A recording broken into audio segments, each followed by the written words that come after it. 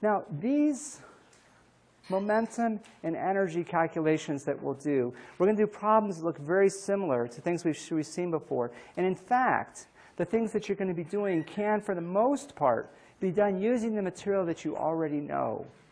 But it's just a convenient way to think about things. So it's really sort of a new formalism to solve problems that look very familiar for the most part. I'm going to start off with a couple of puzzles.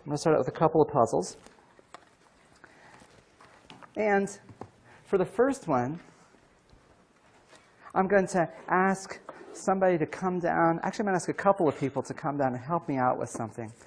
And this is a physics theater exercise. And this is another one where you're going to be dramatic, where you're going to like do something. Okay. And here's what we're going to do. And I think I'm going to have you folks stand over here on this side of the room. And I want you to spread out. Give yourself a little bit of room. And you see this guy is like standing on the edge of a cliff, and he's like greeting the morning sunrise or whatever, got the arms out. Imagine you're doing that. You're standing on the edge of a cliff, and forget about the fact that there's like 300 people out here or whatever. Standing on the edge of a cliff, look at the morning sunrise, and like life is good. It's halfway through the semester, woo, and you're happy. I'm going to sneak up behind you and push you. And your goal is going to be not to fall over, and you can't step forward because you're standing on the edge of a cliff. But you're going to want to make us feel that you're trying not to fall. And we're going to critique you on what you do to try not to fall. And we're going to watch them and watch what they do to keep from falling, okay? And see. And they're going to employ certain strategies. Oh, yes. And they are strategies that we can explain in terms of the physics that we have talked about and will talk about. So step a little bit forward. Give yourself a little bit of room. You get your arms out, greeting the morning. And you're happy. Come on, let's see some smiles. Except I come up behind you and give you a shove.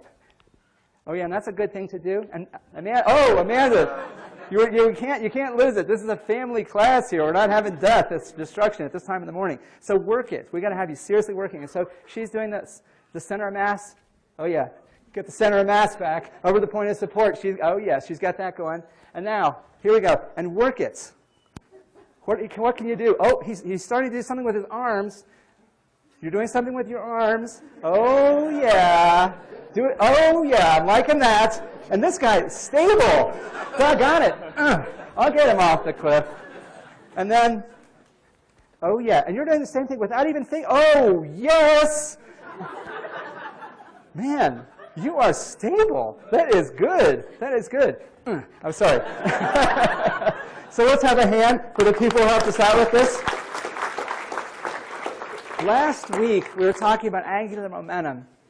What is my angular momentum as I stand before you? 0. Oh, here's a really cool thing I can do. If I rotate my arms forwards, my arms now have some angular momentum, right? But if my angular momentum is 0, suppose this happens very, very quickly, and so I can ignore the fact that there's like a gravitational torque acting on me. Don't worry about that. So very, very quickly, my arms rotate like this. My arms are rotating forwards. My angular momentum for an instant is going to stay 0. So if my arms rotate forwards, which way does my body rotate?